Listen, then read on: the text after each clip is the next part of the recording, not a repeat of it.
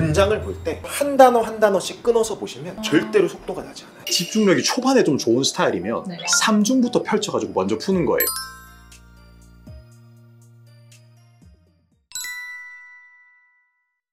안녕하세요. 해커스 토익 RC 구자연입니다. 토익에 관련해서 좀 고민이 있는 한 분을 좀 모셨어요. 토익하신 것 같은데 어떤 고민이 있는지 그거 들어보고 같이 좀 해결도 해보고 또 응원도 해주는 그런 시간을 좀 가지도록 하겠습니다. 안녕하세요. 안녕하세요. 토익을 준비하시는 누구신지 한번 소개 한번 해주실까요? 아, 네. 제 이름은 유지원이고 지금 26살이고 취업준비생입니다. 26살. 한창 우리 취업을 준비할 그런 나이인 것 같아요. 그럼 혹시 학생이었나요? 아, 사실은 저는 수영 선수였다가 오호. 20년 동안 수영을 하다가 지금 제가 다른 하고 싶은 꿈이 생겨가지고 과감히 은퇴를 하고 지금 토익을 준비하고 있습니다. 제가 혹시 잘못 들었나요? 2년이 아니라 20년? 네, 20년. 그러면 6살 때부터 수영을 한 거예요? 네, 아시안 게임이랑 오! 뭐 월드컵 대회랑 뭐 세계 선수권 등등 나가봤습니다. 정정하면 아니에요? 정정하면 아닙니다. 근데 어쩌다가 이렇게 또 토익을 갑자기 어떻게 하시게 된 거예요? 제가 사실 어렸을 때 꿈이 승무원이란 꿈을 가지고 있었는데 약간 수영이 좀 더 제 재능에 적합해서 수영을 했지만 이 승무원이란 꿈을 계속 버리질 못해서 작년에 과감하게 은퇴를 하고 지금 승무원 준비를 하고 있습니다. 그러면 20년 동안 이제 운동을 하신 거면 6살 때부터 하신 거면 사실 영어에 대해서 조금 해보신 거예요? 아니면 아예 뭐 해본 적이 없으신 거예요? 해화는 외국 대회 나가면 이제 조금씩은 하니까 그쵸. 네, 해화 선수촌에서 해화 그 수업이 따로 있기도 하고요. 토익이나 이런 문법적인 거는 한 번도 사실 배워본 적이 없어서. 목표 점수로 하는 점수는 몇 점이에요? 저 800점 목표로. 800점? 네. 그러면 이제 토익 시험을 한번 혹시 보신 적 있나요? 아, 네. 좀 낮지만 그래도 430점 정도. 430점? 네, 받았어요. 오케이. 노베이스 분들이 보통 3,400점 정도 나오는 것 같아요. 노베이스로서 내가 토익을 공부하기 시작했을 때 가장 막막했던 점은 뭐예요? 문법이 진짜 너무 어렵고 단어를 사실 잘 모르니까 단어 자체에서도 막히는 게 많은 것 같아요. 문법을 공부할 때 특히 노베이스 분들이 좀 착각하는 게 자꾸 한글 막 문법 용어를 정리하려고 하는 것들.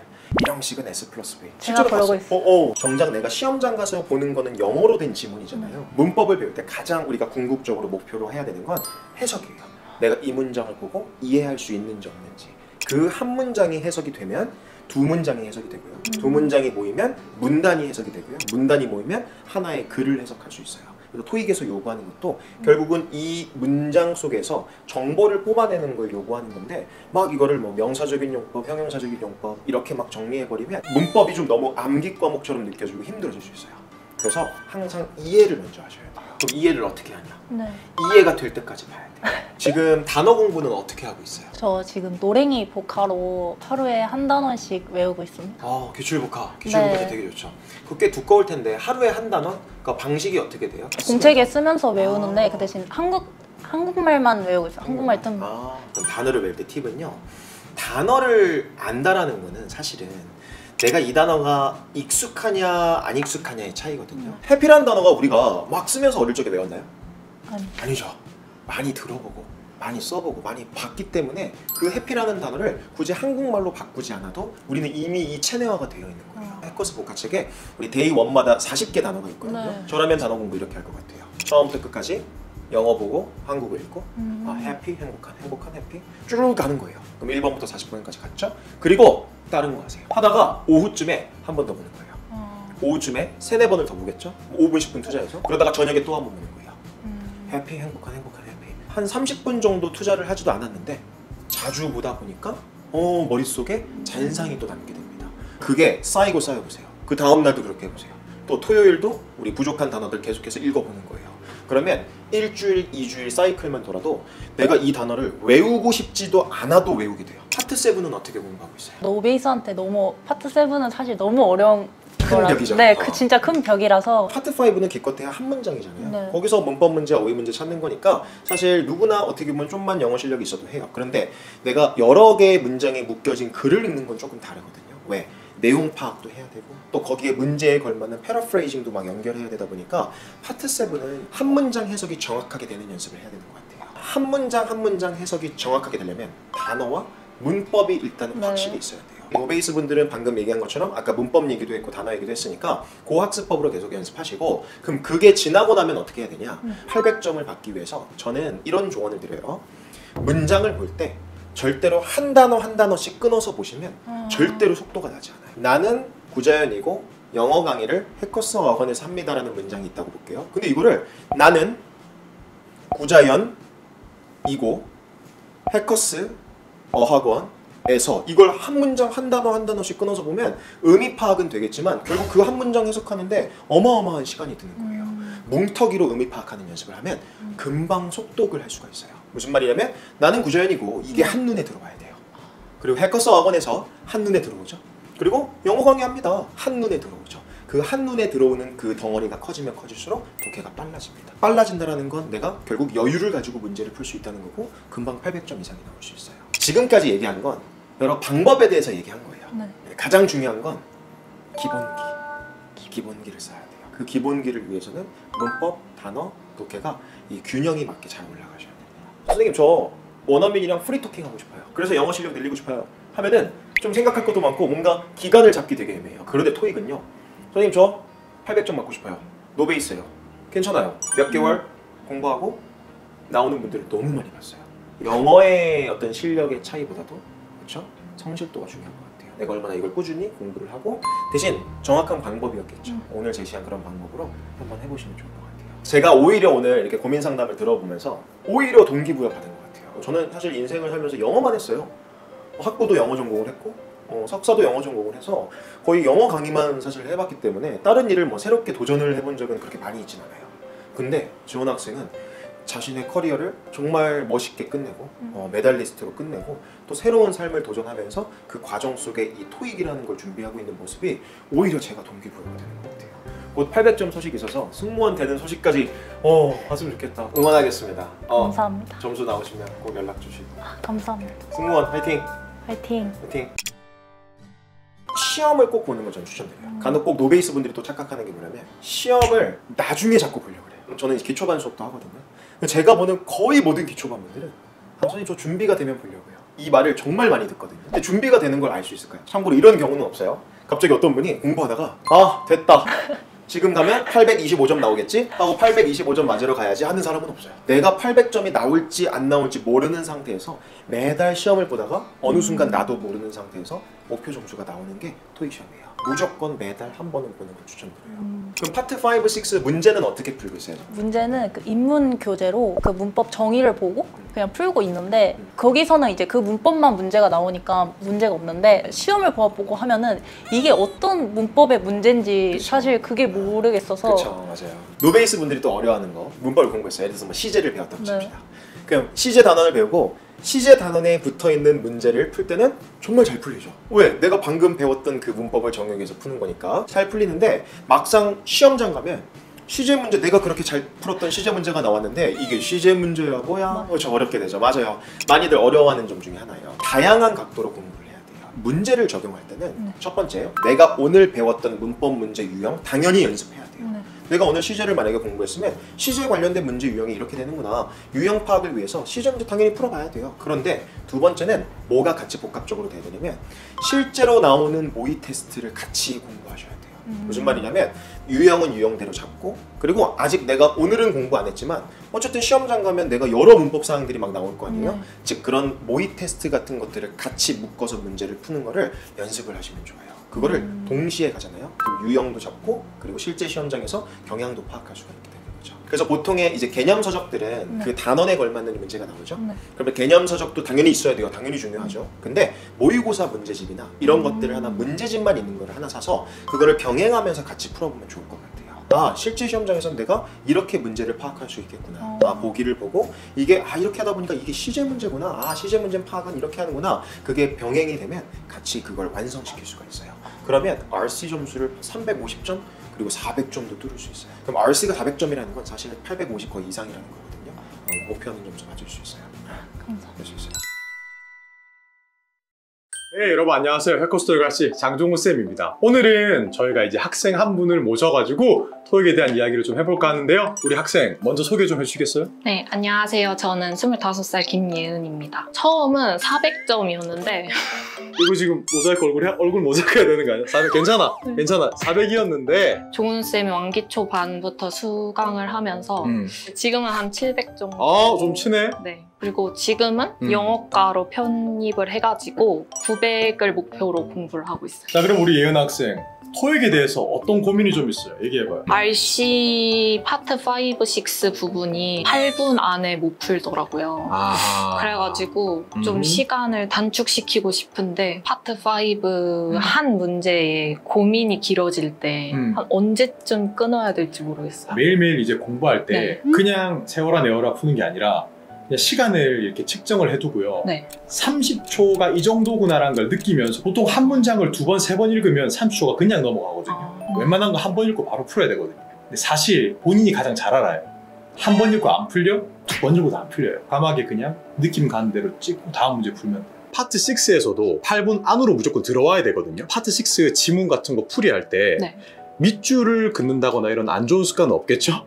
네. 이게 밑줄을 계속 긋다 보면 내가 밑줄 긋는 속도랑 내가 읽는 속도가 똑같다라고 착각을 하는데 이게 밑줄 긋는 속도랑 내가 읽는 속도가 똑같을 수 없거든 절대. 네. 밑줄 긋기보단 동그라미나 별표치기 이런 게 좀 더 좋고 어순이 한국어랑 영어랑 완전 다른데 시간이 부족할 때는 영어 어순으로 냅두면서 바로 읽어야 돼요. 나는 좋아한다 커피 바로 이렇게 그냥 다 가야 돼요. 그러면 이제 정보를 캐내는 거죠. 내가 좋아하는 것은 커피 이렇게 바로 나오는 게 독해거든요. 그럼 지금 파트 6에서 시간이 조금 오버되는 걸 보니까 파트 7은 시간이 좀 부족할 수도 있겠다 맞죠? 맞아요. 특히 삼중지문 다 못 풀겠다 맞죠? 맞아요. 그럴 수 있어. 삼중지문들 다 못 푸는데 보통 이유가 2가지거든요. 첫 번째로 파트 5, 6의 시간을 너무 많이 써버렸어 이미. 안 그러면 시간을 충분하게 내가 확보했는데도 삼중지문까지 못 가는 거는 이제 문제풀이 이 방법을 좀 바꿔봐야 돼요. 집중력이 초반에 좀 좋은 스타일이면 네. 3중부터 펼쳐가지고 먼저 푸는 거예요. 근데 그게 아니라 많이 떨고 긴장하는 스타일이라면 네. 시험에서도 그럴 확률이 높기 때문에 맞아요. 단일부터 앞으로 쭉쭉 나가면 되거든요. 둘 중에 뭐가 잘 맞는지는 1200제 책 네. 있잖아요. 그거 사가지고 같은 방법으로 2회, 2회씩 푸는 거예요. 평점 내가지고 난 3중부터 풀었을 때 점수가 높구나. 난 단일부터 풀었을 때 점수가 높구나. 이런 것도. 파트 5 문법이 많이 틀려. 단어가 많이 틀려. 문법이 아직 문법이 그래도 단어는 조금 괜찮나 보다. 데이 1부터 데이 30까지 노랭이 복화를 하는데 누적해서 그냥 계속 읽었어요. 해도 네. 계속 돌렸구나. 네. 한 몇 번 정도 돌린 것 같아요?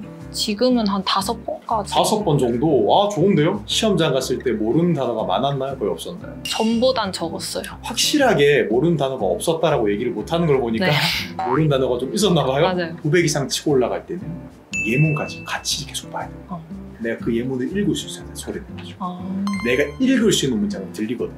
예문을 소리내서 읽어보거나 들으면서 또 해야 돼요. 그리고 이제 900점 이상 올라간 친구들의 특징을 잘 보면 네. 한 단어의 동의어와 반의어를 굉장히 잘 알아요. 그리고 콜로케이션이라고 하는데 같이 나오는 단어까지 외워버려요. 어떻게? 예문을 계속 봐서 철저하게라는 부사와 점검하게는 뭐 같이 이렇게 막 나온다. 이런 콜로케이션이 보통 정해져 있거든요. 토익에서 많이 좋아하는 거. 그거 하다 보면 굉장히 LCRC 둘 다 많이 올릴 수 있을 거예요. 문법을 아직 좀 더 많이 들리는 스타일? 네. 수업을 듣고 문제를 풀면 다 맞는데 한꺼번에 모아서 풀면 이건가 저건가 하면서 고민하는 시간 때문에 수업 시간에 듣고 문제를 풀면 이거 관련된 내용이겠구나 하고 네. 바로 그냥 그게 나오거든요. 만약에 오늘 동명사를 공부하고 문제를 풀면 동명사겠지. 네. 이게 동명사다. 근데 다음 날이 돼서 믹스해서 문제를 풀다 보면 이게 뭐로 물어보는 문제지 하고 좀 고민을 하는 시간이 길어진다는 거잖아요. 이거는 진짜 많이 틀려봐야 돼요, 문제를. 1200제 이런 거 풀면서 네. 내가 이렇게 생각하면 틀리는구나 라는 그런 게 이제 머릿속에 딱 들어가면 그때부터는 약간 자동화가 돼요. 예전에 이것 때문에 틀렸지, 이것 때문에 틀렸다. 이런 게 이제 본인의 데이터베이스로 쌓이거든요. 실전 문제 그런 거 풀었을 때 만약에 틀린 문제가 나오면 어떻게 해요? 채점을 하고 틀리면 다시 풀어봐요. 그래도 틀리면 답지를 보면서 이거 몰랐구나 하고 넘어가고. 오답 노트까지 만들기는 시간이 많이 부족하잖아요. 네. 그러면 딱 틀리는 문제가 있으면 어떻게 하면 좋냐면 A, B, C, D 보기가 있잖아요. 네. 그중에 만약에 정답이 A였어. 근데 나는 B를 골라서 틀렸어. 그럼 A, B 둘 다 다시 공부해야 돼요. A가 정답인데 내가 A를 못 골랐으니까 A만 공부해야지 하는데 그게 아니라 본인이 오답으로 고른 것도 본인이 몰랐던 거거든요. 그러니까 그것도 다시 공부를 같이 해야 되고 노트를 따로 만드는 게 아니라 그 문제에 그냥 적어요. 한 번 풀었던 문제 다시 또 펼쳐가지고 지우개로 지우고 풀면 또 되게 손 아프잖아. 네. 그러지 말고 그 문제에다가 그냥 적어놔요. 키포인트. 그다음 뭐 그다음 촬영. 나만의 토익 폴더가 생겨야 돼요. 토익 공부하는 학생들. 사진 찍어뒀다가 그거 시험장 가셔가지고 이게 사진첩 쭉쭉 보면서 이렇게 내가 이래가지고 틀렸지 이렇게 기억을 다시 되돌릴 수 있거든요. 문장 고르기 문제 어떻게 풀어요? 앞뒤 보고 선택을 하기는 하는데 앞뒤 보고 선택을 그래도 틀리는 경우가 좀 있더라고요. 그렇죠. 네. 그런 문제 풀 때 시간이 되게 많이 갈 거예요. 보기 엄청 계속 읽게 되죠. 네. 그리고 그 보기 읽었던 걸 다시 지문에 넣어보고 그럼 그 지문 앞뒤를 또 읽어보고 두 번째 보기를 놓고 또 읽어보고 또 읽어보고 그래서는 안 돼요. 본인 스스로 말이 되게 보기를 해석을 하거든요. 제가 추천드리는 방법은 보기를 안 보는 거. 왜 보기를 안 보냐면 보면 생각이 오염 되거든요. 안 보고 지문을 보고 아, 이 내용이 나올 것 같은데 예측을 해야 돼요. 내가 예측을 잘못하면 어쩌지라는 생각을 할 수도 있어요. 네. 그럼 어차피 그 문제는 빨리 틀리는 게 나아요. 내가 예측을 잘못했다라는 것은 독해를 잘 못했다라는 거잖아요. 그럼 아무리 읽어봤자 보기 중에 정답은 안 보이게 돼요. 결국 그럴 수밖에 없어. 그러니까 이 내용이 나올 것 같다라는 예측 정도는 하고 보기를 읽어야 돼요. 그래야면 나의 예측이랑 가장 비슷한 거를 찍을 수라도 있거든요. 대망의 파트 7이 남았는데 파트 7에 대해서 어떤 고민이 있는지 바로 얘기해 주세요. 파트 7을 이제 문제를 풀 때 이제 공부를 하다 보니까 이 각 문제별로 좀 다르게 접근을 해야 하는데 제가 같게 접근을 해서 시간이 오래 걸리는 것 같더라고요. 그걸 깨달았어요? 네. 어떻게 깨달았어요 그거? 이게 답지를 보니까 뭔가 다르게 접근하게끔 써 있는데 그걸 제가 아직 습득을 못한 것 같더라고요. 맞아요. 이게 파트 7도 질문 유형이 막 나눠져 있거든요. 주제, 목적, 문제를 딱 만났어. 그럼 어떻게 행동해야 돼? 첫 문장 위주로. 퍼펙트. 아주 좋았어. 첫 문장이나 혹은 첫 문장에서 조금 더 내려와도 되긴 해요. 그런데 그의 반대가 바로 등록, 요청, 전화, 연결 뭐 이런 문제가 있거든요. 혹은 지문의 아래쪽을 봐야 돼요. 보통 순서가 굉장히 좋은 게 첫 번째 1번 문제를 풀 때 위를 보고 풀었잖아요. 네. 그럼 2번 문제를 풀 때 그보다 더 위를 보는 경우는 거의 없어요. 그러니까 순서대로 이렇게 풀어나가시면 되는 거고 키워드 문제, 이제 보통 육하원칙 문제 이렇게 불러요. 누가 언제 어디서 무엇을 어떻게 왜. 그러면 질문에서 그 키워드를 이제 먼저 보고 올라가서 지문에서 뭘 해요? 키워드 찾기. 그렇죠. 네. 이거는 거의 표적수사 같은 거예요. 정답을 정해놓고 그냥 들어가는 스타일. 근데 거기서 조심해야 되는 건 뭐? 패러프레이징 되어 있다라는 거죠. 네. 우리가 커피를 그냥 잠을 깨울 수 있는 음료라고 부를 수도 있잖아요. 그거를 이제 잘하려면 어떻게 해야 되나? 아까 노랭이 단어장이잖아요. 네. 그거 배울 때 예문까지 같이 보고 동의어랑 반의어까지 같이 봐야 돼요. 그게 이제 두 번째 난이도 문제고 조금 더 어려운 문제들은 뭐가 있었냐? 나트로 문제죠. 네. 나트로 문제를 풀 때 방금 전에 얘기했던 주제, 목적이나 육하원칙처럼 바로 올라가 버린다? 나트로 문제에 나와 있는 모든 내용을 다 알아야 돼요. 그럼 내가 어떻게 하느냐? 보기 A를 딱 보고 이제 올라가요. 보기 A에 예를 들어서 예은 학생은 영문학 전공이다. 이게 나트로 이제 찾는 거야. 그럼 예은 전공, 예은 전공, 예은 전공? 아니네. 보기 B. 종훈 선생님은 영문학 전공이다. 이런 식으로 보기 한 개씩 보고 올라가가지고 지워내는 연습을 계속 해야 되고 이게 또 양반인 게 뭐냐면 보기도 순서에 맞게 나옵니다. 그러니까 지문 10가지 읽고 보기 A가 있으면 지문 두 번째 거 보기 B가 있고 이렇게 점점 내려오면서 이렇게 돼 있거든요. 네. 순서대로 쭉쭉 풀어나갑니다. 그리고 예은 학생 입에서 얘기가 나오지 않은 그 추론 문제. 네. 추론 문제는 아마 읽고 싶었던 기억이었나 봐. 지문에 나와 있지 않은데 내용을 추론해야 된다. 이런 건 어떻게 풀어요? 그냥 처음부터 계속 읽으면서 끝까지 읽다 보니까 시간이 부족한 것 같아요. 그쵸. 네. 추론 문제도 보기 한 개를 보고 올라가는 연습을 좀 해주면 좋아요, 사실. 이게 우리가 그 내용에 대해서 모든 걸 다 기억이 거의 안 되거든요.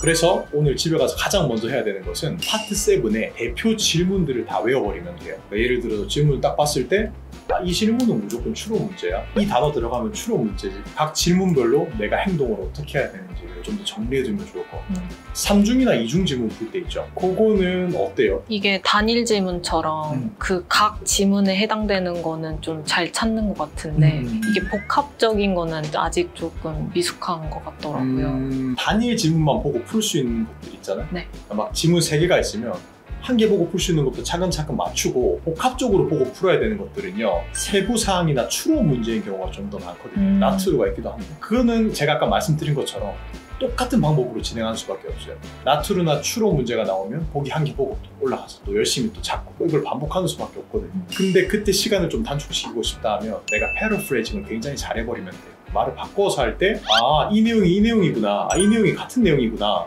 이거를 잘 파악하려면 역시나 또 단어랑 문법이 최종적으로 파트 7 점수가 가장 마지막에 오를 거예요. 5부터 절대 틀려서는 안 되는 문제들, 쉬운 것들은 빨리빨리 잘 푸시고 6는 너무 고민을 많이 하지 말아요. 의외로 6의 시간이 굉장히 많이 쓰니까. 그리고 7은 질문 유형별로 내가 행동하는 거를 연습해 두셔야 돼요. 네, 이 정도면 고민이 좀 해결됐습니까? 네. 오기 전보다 마음이 좀 가벼워졌어요? 맞아요. 열심히 해가지고 목표 점수 달성하고 진로도 달성하고 파이팅 있게 한번 끝내봅시다. 하나 둘 셋 파이팅!